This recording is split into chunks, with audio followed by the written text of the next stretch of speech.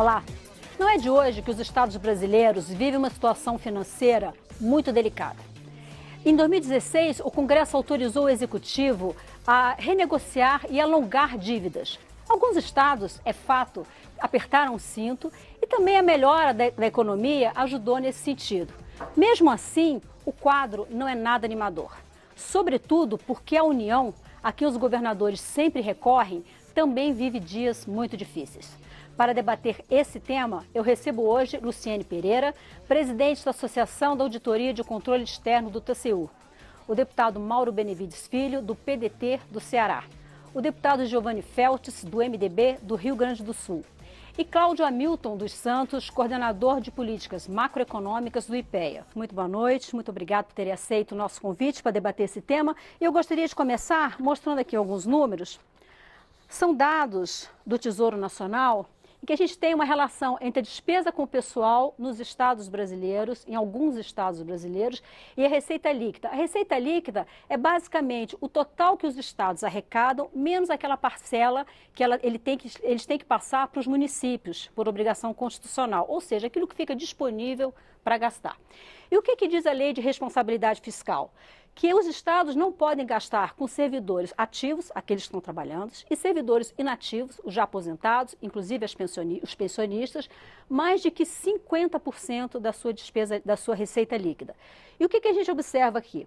Esses 14 estados, até aqui, até o estado de Alagoas, todos eles já ultrapassaram esse limite em 2017. Os números de 2018 ainda não estão fechados. Mas eu trouxe aqui mais um grupo de estados, então a gente tem até aqui 14 e depois a gente tem mais 6 estados que, apesar de estarem abaixo desse limite de 60%, por que eu os trouxe? Porque esses estados que estão assinalados aqui, Minas Gerais, Mato Grosso do Sul, Rio Grande do Sul, Paraná, Alagoas, Goiás, Pará e Ceará, os seus secretários de Fazenda estiveram no Supremo Tribunal Federal no início desse mês para pedir autorização para que possam fazer a redução da jornada de trabalho de seus servidores e, consequentemente, a redução de salários, numa tentativa de diminuir o volume dessas despesas e tentar ajustar um pouco essa conta. Esse assunto está em debate no Supremo Tribunal Federal. O Supremo Tribunal Federal, inclusive agora, em dia 27, deve julgar uma ação direta de inconstitucionalidade que trata sobre o tema.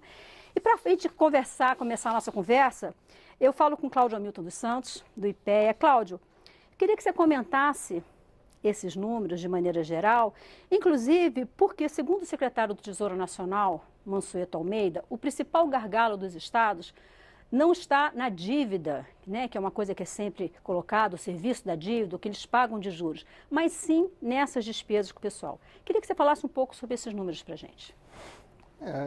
Eu tenho que concordar com o secretário. O que acontece é que é importante ver esses números em um certo contexto. O principal contexto deles é que a receita não tem crescido muito, entendeu? Tá? Então, está numa situação onde a receita ou estagnou, tá certo? Ou caiu. Tá? Em alguns estados, como São Paulo e Rio, a receita caiu bastante e ainda não voltou, tá certo, ao que era antes. Tá? Nesse sentido, os gastos com o pessoal eles ficam mais dramáticos. Eles ficam mais dramáticos porque eles são de mais difícil controle. Tá? O que esse governador pode fazer, tá? Em uma situação em que ele tem que controlar os gastos com o pessoal? Tá? Ele para de dar aumento, né? E ele não contrata. Ao fazer isso, o que acontece? Tá certo? O que vai acontecendo é que ele vai então ficando cada vez com menos então, servidores ativos, tá? E ele vai ficando, e ele não consegue controlar, tá, o crescimento dos servidores inativos. Isso por quê? Tá? Porque muita gente pode se aposentar. Tá? Enfim, o país envelheceu, tá? Muita gente foi contratada 30 anos atrás. Tá? E assim, hoje você tem, sei lá, enfim, 100, então de cada 100 servidores, tá? 20, 25, dependendo do estado, até 30, já poderiam estar aposentados caso quisessem. Tá certo? Então, você tem uma quantidade enorme de então, servidores que estão se aposentando, tá certo? Então, esses servidores não saem da conta do Estado, eles são servidores, então, eles deixam de ser ativos, passam a ser inativos. A conta de gastos com inativos cresce espetacularmente, cresce exponencialmente, cresce 6, 7% ao ano, enfim, a níveis chineses, se você quiser. tá? E o governador, então, tem que controlar esses gastos com ativos. E como que ele faz isso? Ele não contrata. E quando não contrata, tá certo? Você vai tendo cada vez menos servidores ativos, tá? E cada vez mais servidores inativos. É por isso que é tão difícil fazer o ajuste. Luciane Pereira, auditora do TCU. Luciane, eu queria que você também falasse um pouco sobre esses números e queria entrar já um pouco nessa algo que é bem característico do TCU. O que se pode fazer em relação aos gestores? Porque o que a gente percebe é que existe, de fato, um cenário de recessão econômica. A gente está estamos saindo desse quadro de recessão econômica, né? Existem despesas, como o Cláudio comentou, despesas que são quase fixas, né? A despesa dos servidores, né? Mas muitas vezes existem também contratações que são descasadas de receitas mais estáveis e são atreladas a despesas voláteis, como, por exemplo, royalties do petróleo. O que pode fazer em relação a gestores que não pensam nisso? A análise do quadro fiscal dos estados e das capitais, né, que são dramáticos, eu acho que é um pouco mais complexa e um pouco mais ampla. Nós temos sempre que olhar a despesa e a receita. Do lado da receita, na última década, eu atribuo a crise fiscal que se vive nos últimos anos a decisões equivocadas de darem isenções fiscais sem o menor controle e sem avaliar o impacto disso nos exercícios seguintes e para essa questão do equilíbrio fiscal. Então, houve esse aspecto na União, refletindo em estados e municípios, mas estados também, como o do Rio de Janeiro, deu um festival de isenções fiscais que faz com que essa receita caia e não acompanhe e não tenha a capacidade de comportar esse crescimento, inclusive vegetativo, das despesas. Então, acho que esse é um ponto importante que, apesar das regras rigorosas da Lei de Responsabilidade Fiscal, a gente percebe que o cumprimento da regra, ele não vem sendo observado nesses 18 anos de Lei de Responsabilidade Fiscal. Do lado da despesa, aí tem vários fatores, né? Então, ao longo dos anos, também, os tribunais de contas dos estados, eles foram criativos em metodologias que deixam de fora as despesas com inativo e pensionista, que tira a receita do imposto de renda que eles arrecadam dos seus próprios servidores e contabiliza a despesa pela folha líquida, ou seja, ele ganha 40 centavos a cada real desse imposto de renda, já que o imposto de renda que integra a receita só pode gastar 60% com pessoal, os outros 40% não poderia. Então, ao fazer essa maquiagem dos dois lados, ele ganha um fôlego fictício e gasta mais. Então, ao longo dos anos, e tem também uma grande contratação de terceirizado, seja via OS ou CIP, que acaba ficando à margem do controle da despesa em áreas que são muito essenciais, em que a parte de pessoal é essencial, como saúde, educação, e ao não contabilizar isso na despesa, isso fica um fôlego fictício para dar aumento de pessoal, então, para contratar mais gente. E aí a gente pode dizer que os tribunais de contas há em alguns estados fiscal. Em alguns estados, os tribunais de contas estão autorizando a contabilidade criativa. Eles construíram a criatividade e induziram e têm responsabilidade por esses estados, alguns que estão em situação de total colapso. Aí vamos discutir por que é que isso ocorre nos tribunais de contas mais para frente. Deputado Mauro Benevides Filho, PDT do Ceará, deputado, senhor parlamentar de primeiro mandato aqui na Câmara, mas tem experiência de parlamentar estadual e foi secretário de Fazenda no seu estado 3 vezes, secretário municipal também. Eu queria o senhor, à luz da sua experiência, o senhor falasse desses números para a gente, inclusive desse aspecto que a Luciane falou, da contabilidade criativa autorizada. Bom, primeiro, os secretários de Fazenda e os governadores precisam compreender que eles conseguem até enrolar o relatório de gestão fiscal, que são produtos da Lei de Responsabilidade Fiscal. Mas eles não conseguem enganar o caixa. Então, o primeiro passo de descontrole nas finanças estaduais advém do não registro no gasto de pessoal do déficit previdenciário.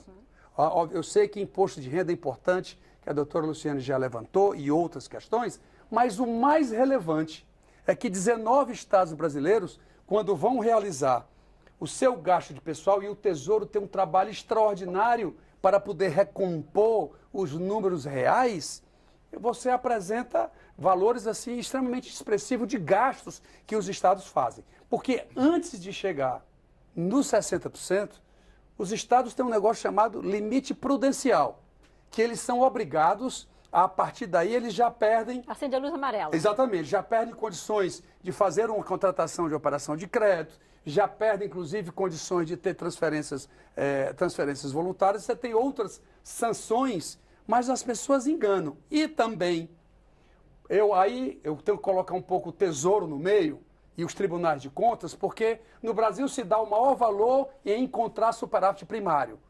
Como o gasto de pessoal é fictício, aí você provoca um resultado primário que também é fictício. Quando, na realidade, a grande avaliação dos estados brasileiros tem que ser o volume de investimento. Depois que pagar pessoal, previdência, custeio e dívida, vamos ver o que é que sobra para investimento. Se não tiver dinheiro no caixa, não tem investimento. Não tem investimento. O Brasil hoje, o meu país, o setor público como um todo, de 1947 a 2017, nós estamos no menor nível de investimento do setor público da história brasileira. 1,8% do PIB. O meu estado, por exemplo, para orgulho dos cearenses, nós somos hoje, quando você olha a receita de todos os estados brasileiros, nós somos o estado de maior volume de investimento de todas as 27 unidades da federação. Porque ajuste fiscal, ele não é um fim em si mesmo. Ele não é corte, e as pessoas têm uma visão muito idiosincrática do ajuste fiscal. Na realidade, o ajuste é você dotar o Estado, nos 3 níveis, de ter condições de investir, de atender às demandas da população, de fazer mais educação, de reestruturar a saúde, fazer segurança pública. Essa é a razão da existência. E a União ainda foi agravada, saindo um pouco dos estados, porque foi feito um tal de teto dos gastos, que colocaram os investimentos dentro. No meu estado, por exemplo, eu tenho uma emenda constitucional dos gastos, só que lá, investimento é fora. Então, aqui na União, você aumenta pessoal e aí diz assim, não, ninguém descumpre o teto do gasto porque você corta investimento. Isso é um absurdo que estão fazendo com o nosso país. Agora, o Estado precisa estar pronto, os governadores precisam estar prontos para ter um teto de gasto da despesa corrente. Os governadores precisam estar prontos para proibir refis. Refis é impressionante como a União, e todo mundo diz que está tudo bem, o Tribunal de Contas da União, a União de 2000 a 2017 fez 31 programas de refinanciamento. E quando o programa vem para cá pequenininho, sai daqui enorme. E sai daqui maior ainda. Nós estamos falando de abertura de receita de mais de R$1 trilhão. Terceiro, renúncia fiscal. Lá no nosso estado nós cortamos 10% de todas as renúncias. Foi uma crise grande com o setor empresarial. A União precisa fazer a mesma coisa. O Tribunal de Contas da União precisa cobrar essa questão assim de maneira muito forte. Então são muitas medidas de ajuste que pode ser feito, que eu espero que os novos governadores e aqueles que foram reeleitos tenham condições de efetivamente fazer. Deputado Giovanni Feltz, MDB do Rio Grande do Sul. Deputado, o senhor também foi secretário de Fazenda do seu estado, 2015 a 2018. Né? Rio Grande do Sul, aquela tabelinha que eu apresentei, é o quinto colocado. Eu queria também que o senhor fizesse a avaliação dessa primeira rodada que nós falamos aqui. Na verdade, os percentuais que constam nessa planilha que mostrasse e compartilhasse com os nossos telespectadores, eles não são exatamente os mesmos números que a cada ano o Tribunal de Contas remete à Secretaria do Tesouro Nacional. Os números são bem menores do que estes. Aliás, este é um dos impedimentos para que o Estado do Rio Grande do Sul venha a acessar ao regime de recuperação fiscal, uma legislação que foi criada há 2 anos atrás para criar condições para os estados se recuperarem, terem um fôlego para buscar o seu equilíbrio fiscal. Por mais que o último governo tenha feito e o atual está se esforçando nesse sentido, de buscar esse equilíbrio, fazer com que as despesas caibam dentro da receita, nós também temos fatores que dificultam isso sobremaneira. Na verdade, o federalismo brasileiro está torto. absolutamente torto. E a gente faz esse discurso e professa esse discurso em todas as tribunas, em todos os estamentos da atividade pública, mas de prático pouco nós temos conquistado e quem sabe eu mesmo tenha contribuído para tal.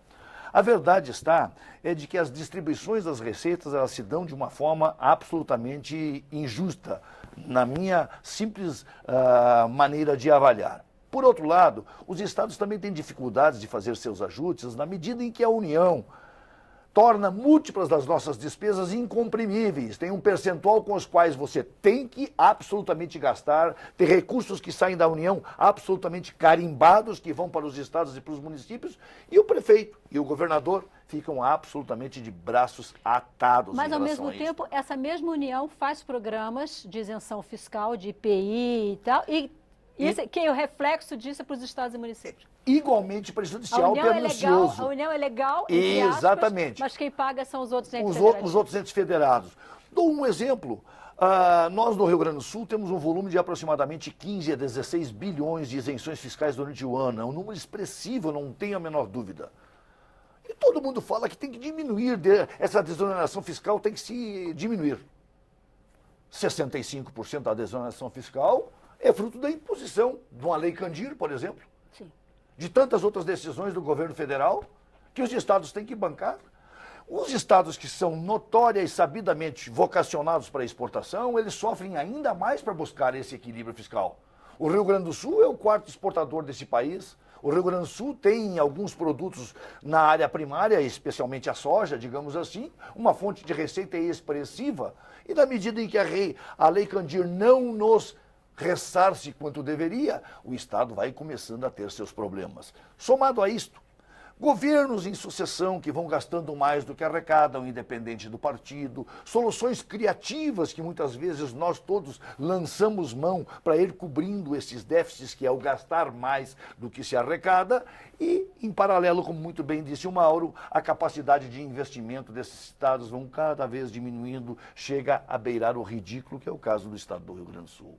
E por isso nós estamos nessa situação quase de penúria, onde antes a imprensa, de um modo geral, a grande mídia, publicizava que o Rio Grande do Sul, Rio de Janeiro, Minas Gerais, e hoje a gente lamentavelmente percebe a companhia de diversos outros entes federados, estados federados, irmãos nossos, que igualmente estão sofrendo bárbaras dificuldades. Bom, há uma expectativa enorme durante o dia de 27, quando o Supremo Tribunal Federal vai fazer valer um dos dispositivos que constam na Lei de Responsabilidade Fiscal, que teve seu advento lá em outubro de 2000, ou não. Porque talvez esta fosse uma alternativa mais rápida, não demitir eventualmente servidores públicos, e os estados não necessariamente vão aplicar, mas tentando resgatar isso. O atual governador Eduardo Leite, do Rio Grande do Sul, é um dos signatários, junto com outros governadores, seus colegas de outros estados, para que definitivamente haja um julgamento da nossa mais alta corte. A verdade está também, para finalizar, de que nós também achamos muitas vezes nesses relatórios que os tribunais eventualmente exaram para o Tesouro, a Secretaria do Tesouro Nacional, as soluções criativas. No caso do Rio Grande do Sul, tira-se pensionistas, tira-se imposto de renda, e aí nós precisamos chegar nos 70%, a STN diz, vocês chegam nos 70%, nós subimos.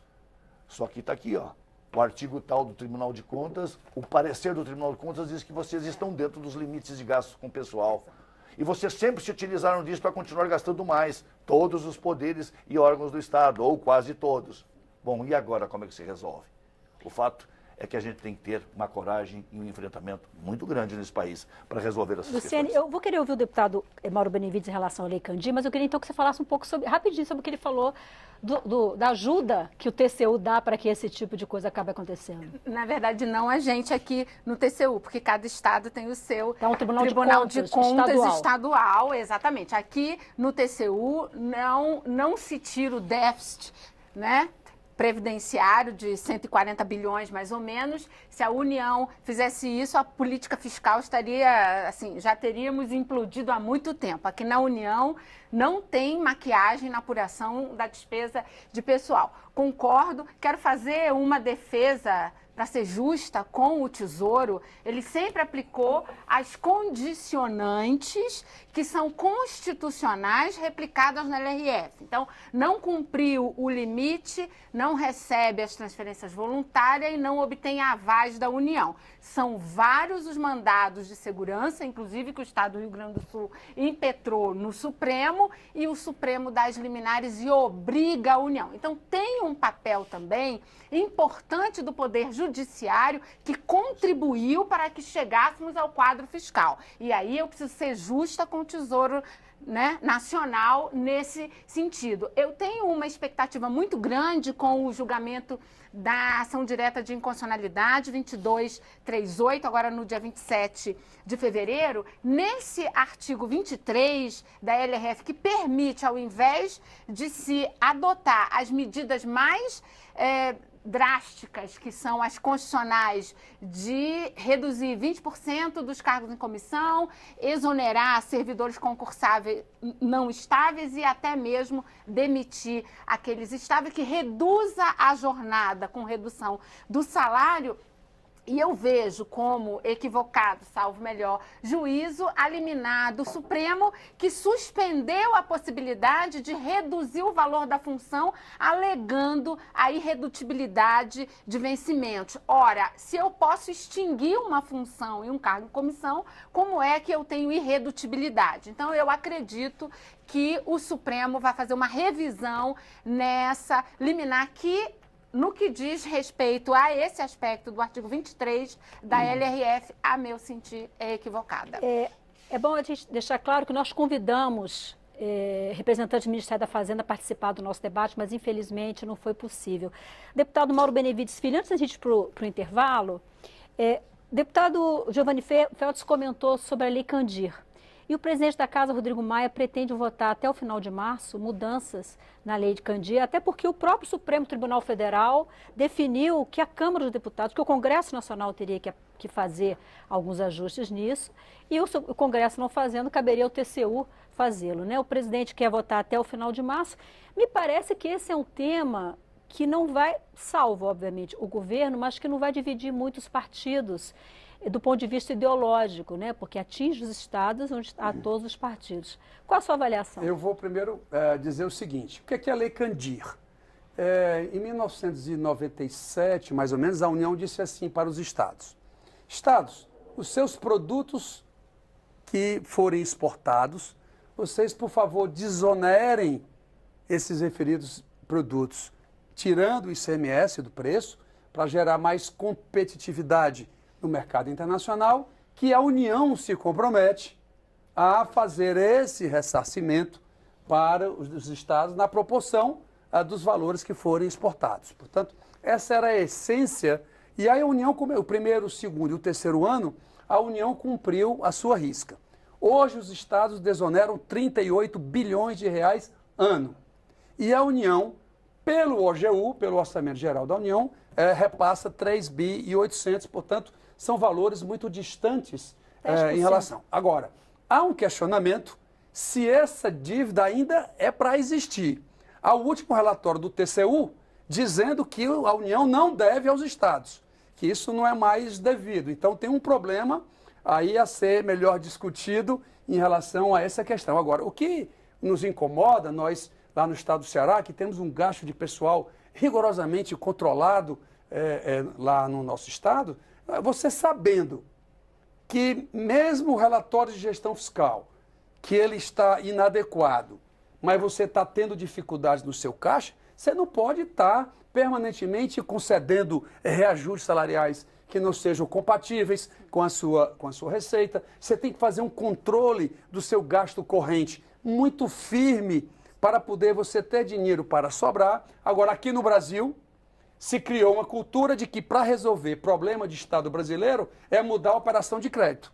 Isso é moda, isso do Rio de Janeiro, que acaba de ser enquadrado no regime de recuperação fiscal, que está tendo agora 3 anos sem pagar a dívida, são 24 bilhões, dizem que tem direito a mais 3 anos, portanto isso pode ir a 40 bilhões de reais.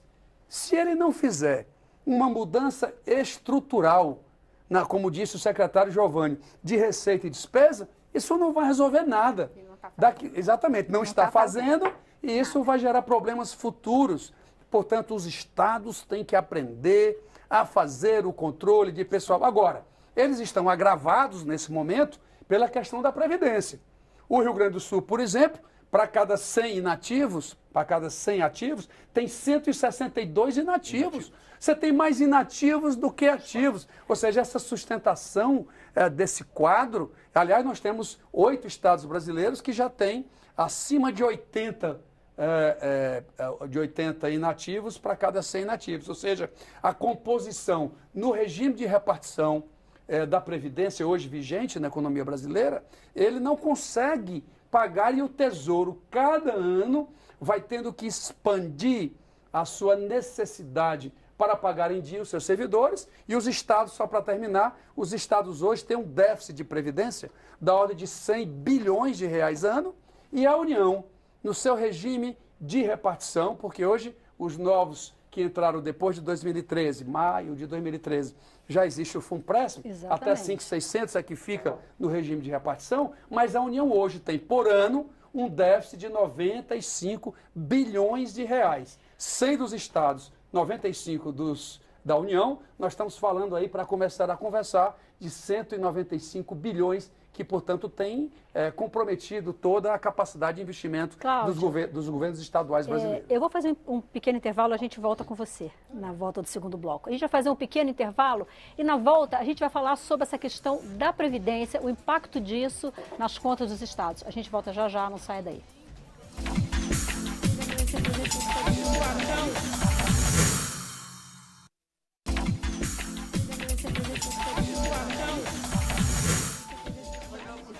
Olá, o Expressão Nacional está de volta. Hoje estamos debatendo a crise financeira dos estados.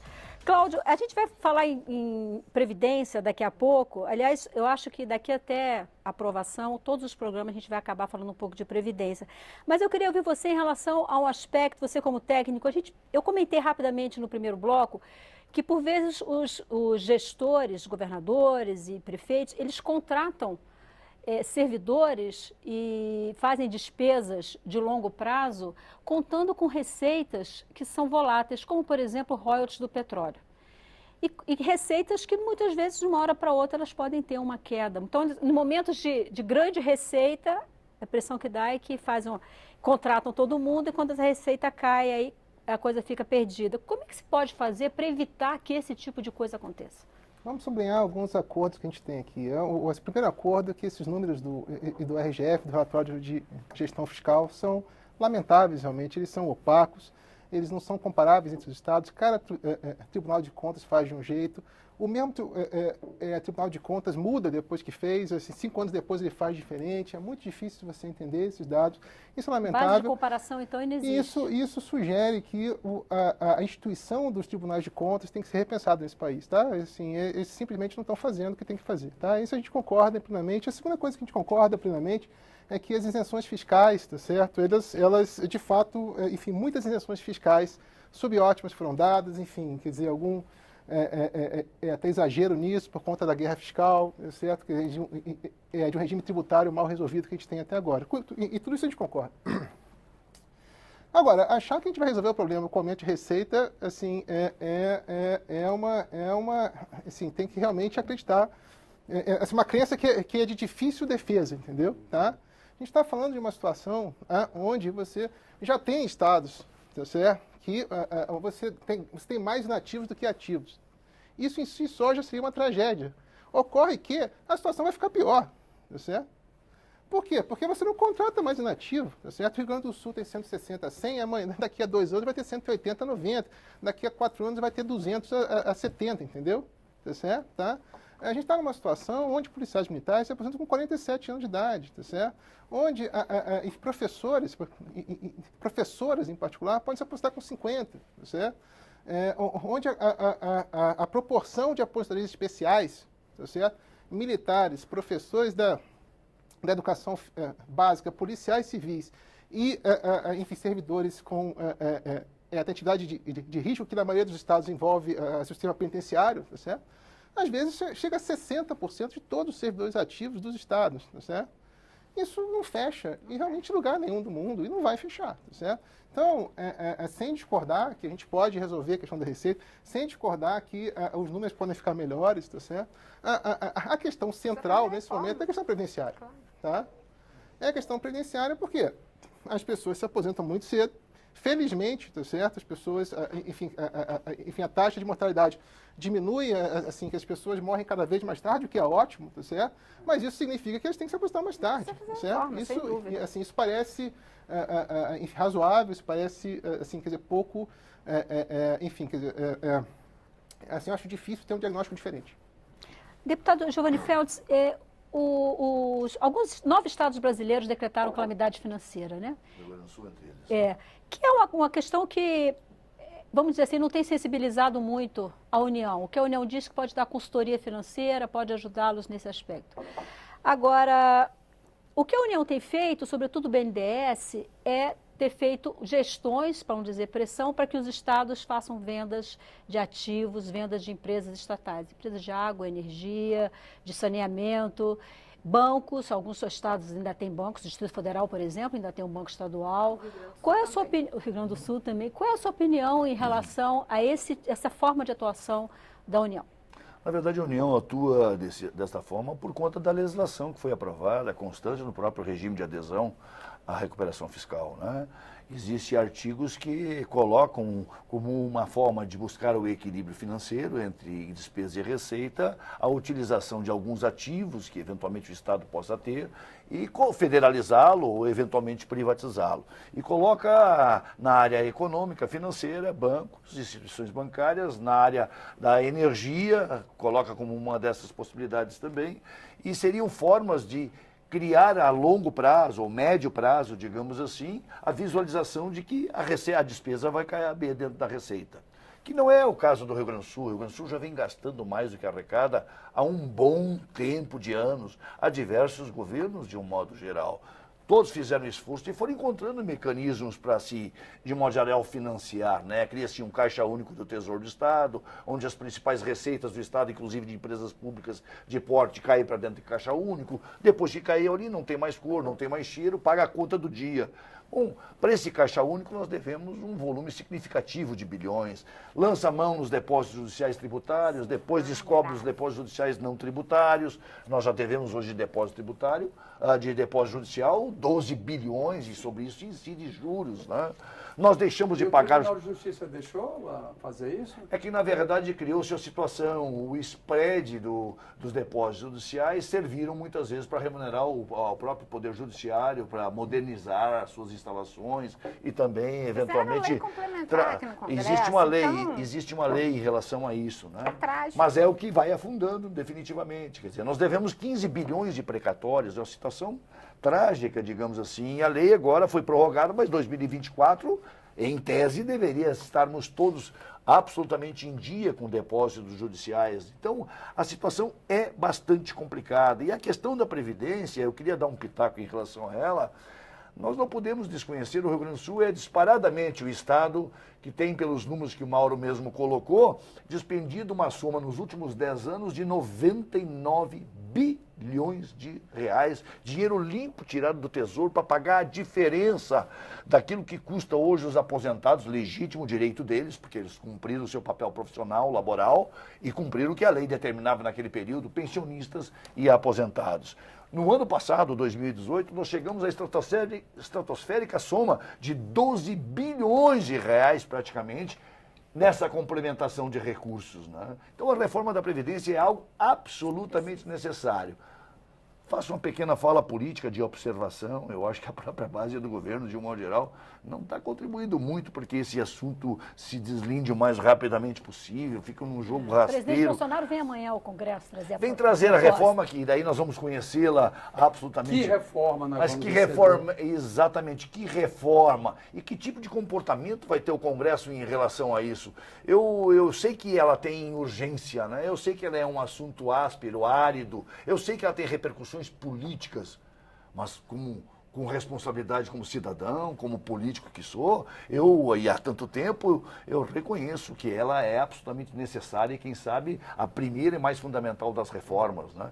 Tomara que a gente encontre mecanismos para, com brevidade, ela atingir seus objetivos. Os governadores, me parece que, como nunca, eu já acompanhei algumas reformas de Previdência aqui, algumas tentativas, me parece que dessa vez os governadores estão mais atuantes e mais interessados em que haja essa reforma, como nunca estiveram tanto aí que está, antes. é o fato de colocar exatamente todas as categorias, essas aposentadorias especiais, trazer o reflexo direto, fazer com que de cima a legislação já atinja também os servidores estaduais, especialmente na segurança, etc. Isso é viável, deputado, possível, considerando sim, a questão, legalmente é possível, claro que sim. federativa? Agora, está se colocando uma ênfase e que é necessária para a reforma da Previdência, e nós vamos ter que definir o melhor rumo dela. No entanto, isso não resolve o problema dos estados nesses 3 anos, não. No curto prazo, No curto prazo, não. Então, os estados continuarão obrigados a fazerem os seus ajustes fiscais, recuperando sua capacidade de investimento, controlando o gasto de pessoal, controlando o seu custeio, porque senão não vai adiantar nada. Se a proposta que vai chegar amanhã é o regime de capitalização de contas individuais, que eu espero que seja obrigatória a contribuição patronal, porque o que rola aqui nas discussões é que um regime parecido com o Chile, e o regime chileno não já se tem. mostrou inviável. Aí vira securitário, Pois aí não é seguridade social, é outra ele coisa, não tem né? a contribuição patronal, é só a contribuição do trabalhador. Isso não existe. Mas eu tive a oportunidade, até para fazer justiça, com o secretário de Previdência, Rogério Marinho, e toda a sua equipe, que é uma equipe realmente bastante conhecedora do processo, eu quero fazer esse registro, e lá, nessa discussão, se vê nitidamente que essa necessidade ela é premente. Claro. Mas isso, repito, não vai resolver o problema dos estados nesses próximos 3 anos, nem da União. Sim. Nem da União, porque a União ela tem um regime próprio, que é do servidor. Entretanto, o regime do INSS, que é do setor privado, ou seja, o que o trabalhador coloca de 8% a 11%, e do que a empresa coloca com 20%, esses valores não pagam a folha de 600 bilhões de reais. Quem é que banca esse valor é o governo federal. Apesar de ser previdência do setor privado, quem banca esse valor, essa diferença é a União que banca. Portanto, isso vai demorar também. Obviamente, isso cria um clima de sustentabilidade da dívida pública. Isso pode gerar retomada do investimento privado, seja ele nacional. Só acalma mercado, né, exatamente. deputado? Mas o fato do fiscal, ou do primário, como se fala tanto, no primeiro ano, no segundo ou no terceiro, esse impacto é muito pequeno. Mas ele traz Eu queria um fazer uma cenário onde os observação. investimentos acabam sendo mais robustos, né? Exatamente. Não tem a menor dúvida, Ele né? acena para o futuro. Que o governo, por exemplo, não vai fazer um default na sua dívida. Dá segurança ao setor privado de que ele pode, repito, seja ele nacional, seja internacional, que ele pode fazer o seu investimento, que a economia ela vai se reproduzir. Muito rapidamente, só para colocar, houve um período nesse país, e eu me refiro exatamente ao caso do Rio Grande do Sul, e me perdoe, o secretário do Tesouro Nacional era o Arno Augustin, que foi secretário do Tesouro lá no Rio Grande do Sul.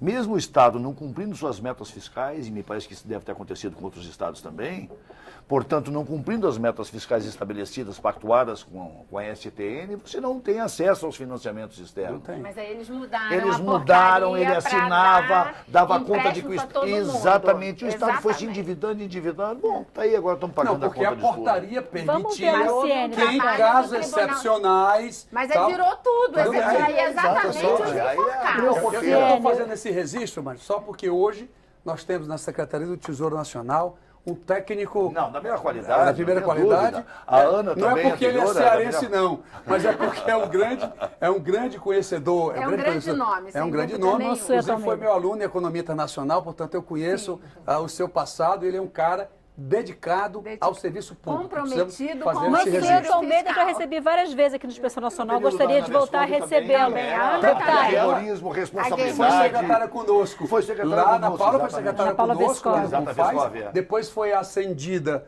à Secretaria do Tesouro e lá ela já começou Também. a fazer as Exatamente. grandes modificações Fez do um Tesouro. importante trabalho na Isso, Secretaria que do inclusive Tesouro. foi Deputado. guinada, foi ascendida também para a Secretaria Executiva do Ministério da Fazenda. Exatamente. Luciane, você queria fazer Sem um dúvida comentário? nenhuma é preciso fazer a reforma da Previdência. Essas condições,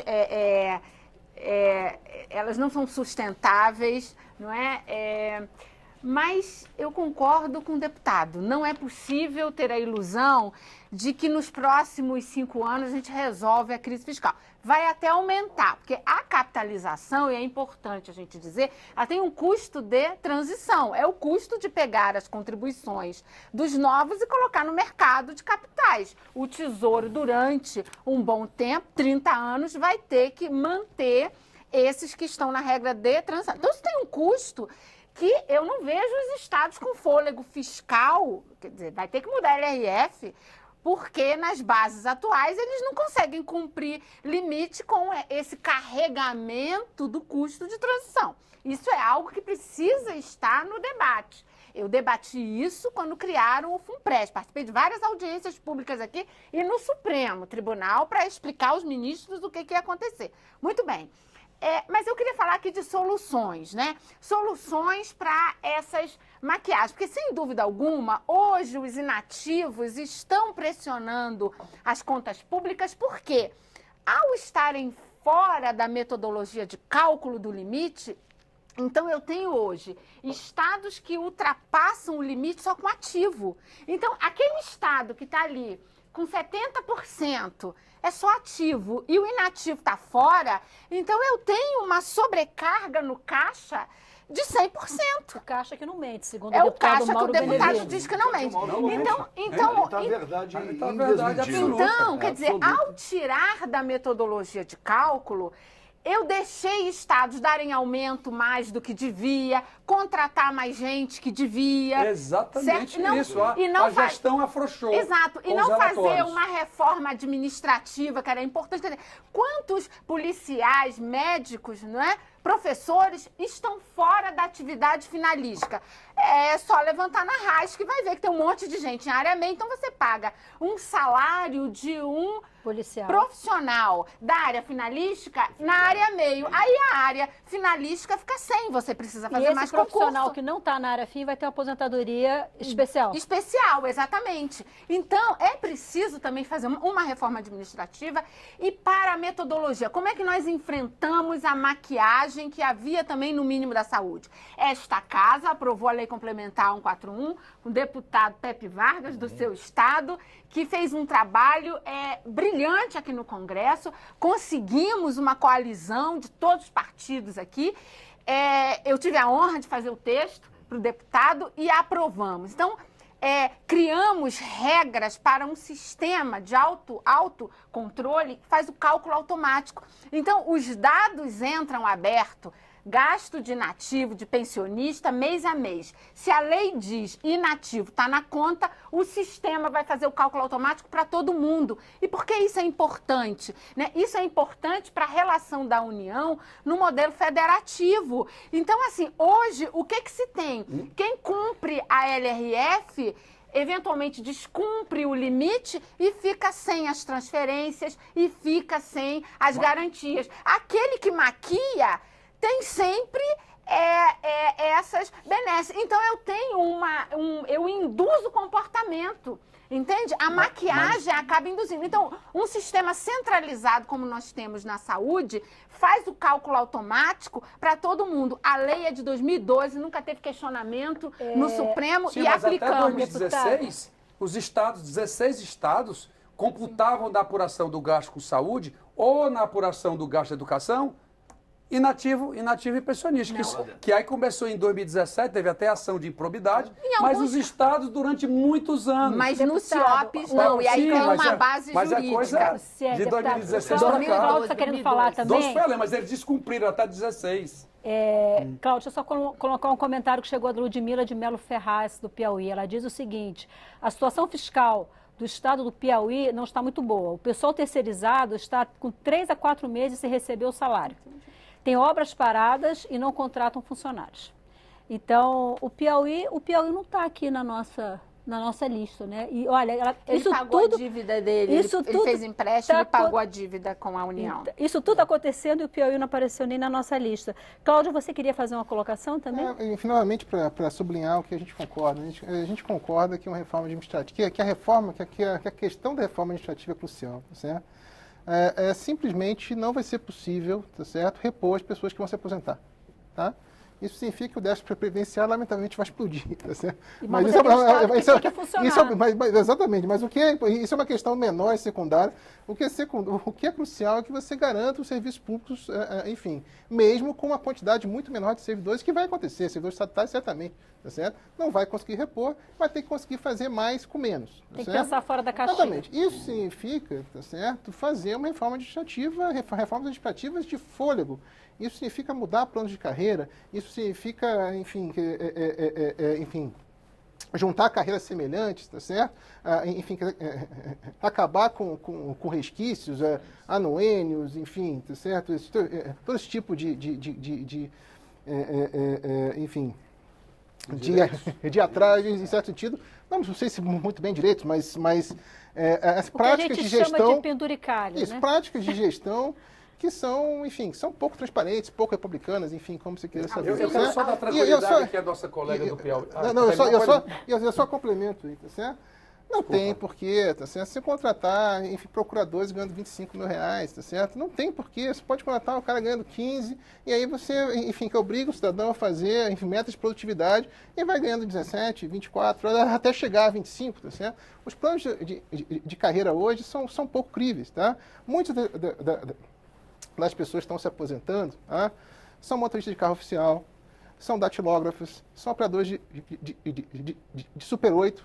Eles foram contratados em um momento, tá certo? Que a administração pública é diferente. Foram contratados, estão se aposentando agora, foram contratados 35 anos atrás, 30 anos atrás, tá certo? Tá? O que você quer é contratar pessoas, tá? Que daqui a 30 anos continuam sendo úteis. Isso significa que você vai contratar, obviamente, as pessoas da segurança, você vai contratar professores, naturalmente, tá certo?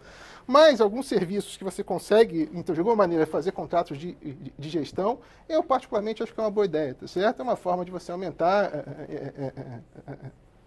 a eficiência do gasto público por um lado e diminuir a pressão sobre o gasto de pessoal por outro. E esse regime jurídico, da forma que está hoje, o regime jurídico único, ele implodiu o regime próprio. Essa é a verdade, em colocar todo mundo no regime jurídico único. A gente não precisa de auxiliar, de administração, de recepcionista no regime jurídico único. Essa é a verdade, não é? Então, a gente precisa repensar o regime jurídico único, e eu defendo para atividade exclusiva do Estado, que se coaduna com o que está lá no artigo 247 da Constituição. O fato é esse, porque existem algumas carreiras também que, se você não dá algumas garantias, eu tenho uma rotatividade grande que é ruim para o cidadão. Não dá para ter agente da Polícia Federal a cada 5 anos mudando.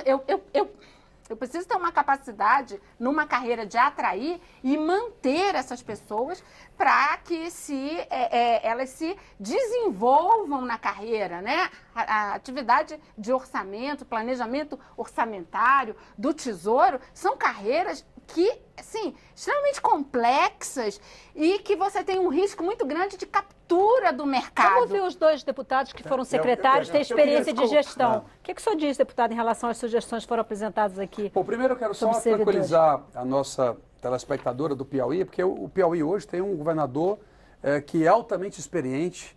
Ele já foi governador 2 vezes, está na 3ª vez, é senador da República. O Wellington Dias. O Wellington Dias tem, aliás, e tem na Secretaria da Fazenda um secretário também experiente, secretário Rafael, a deputada Giovanni conhece também quem é. Então lá eles estão realmente todo articulados ambos e toda a equipe, para poder o Piauí cada vez mais cresça e se desenvolva. Eu acredito muito nisso. Em relação às questões da Previdência, tem uma coisa assim, ainda mais grave. 90% das pessoas que estão se aposentando hoje estão se aposentando com a integralidade, com a paridade, que é um direito que foi assegurado até 2003, porque a emenda constitucional 41, ela só foi de dezembro de 2003, ou seja, somente a partir de 2004 que se quebrou a paridade e a Mas aí o senhor integralidade. está falando de servidores públicos civis federais. Não, estaduais também. Estaduais também estão na mesma regra. Porque tá na emenda A mesma coisa que está numa emenda constitucional federal. Militares não estão nisso. Não, Militar, militares não.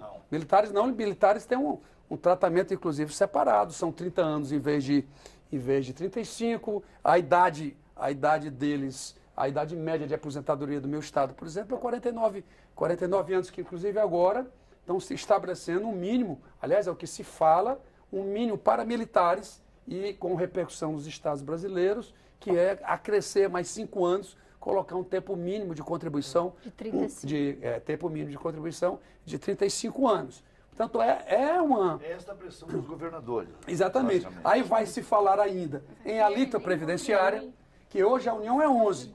7 estados brasileiros já são 14. Ou seja, a União também, Já há tem muitos anos, ela Mas faz... parece que já tem estado com 14,5. Não, tem parece. 14,25, que é Goiás. 25. E 6 estados, como é o caso do Ceará, com 14.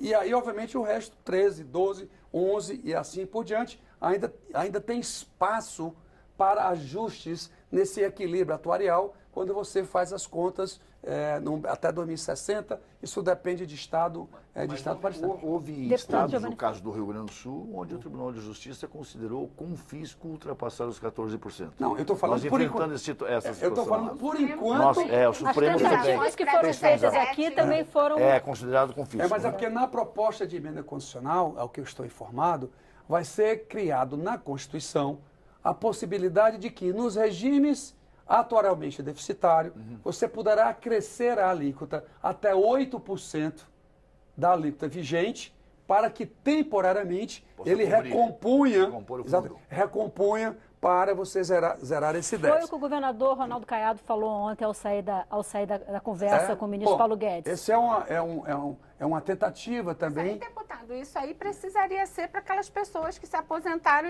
e nunca contribuíram, como muitos que foram incorporados pela Constituição de 88, porque se junta 14 com 8, mais 27,5 de imposto de renda, aí eu fico em casa, porque vai ser difícil trabalhar, né? Bom, é o caso do Rio de Janeiro. Não tem Do como Rio de Janeiro. viver, Não, né? Então, alguém tem que dizer...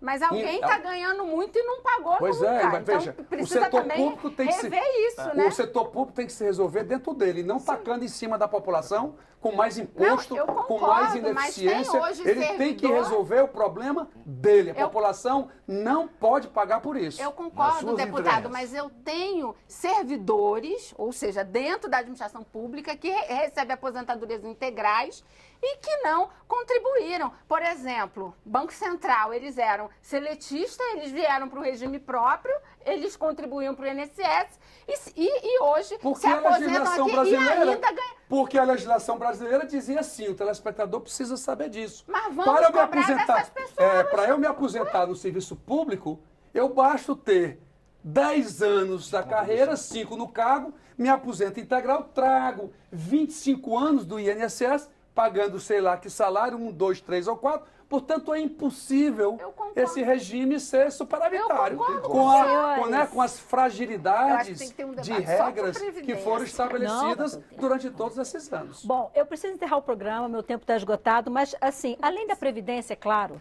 que vai ser debatida aqui algumas vezes, estamos só esperando chegar aqui, né? A gente conhecer efetivamente a Eu queria proposta. depois tocar num ponto Eu na também receita queria. dos estados. A gente, deputado, a gente precisa terminar o programa. Não, A não, gente tem só 30 segundos, precisa. não, hein? A gente vai ter que falar ainda no Inspeção Nacional sobre 2 outros pontos, ficou muito claro. Já falamos, mas um deles já falamos, que é pacto federativo. Não é reforma tributária, é pacto federativo. Já falamos ano passado, a gente vai ter que voltar a falar sobre isso aqui.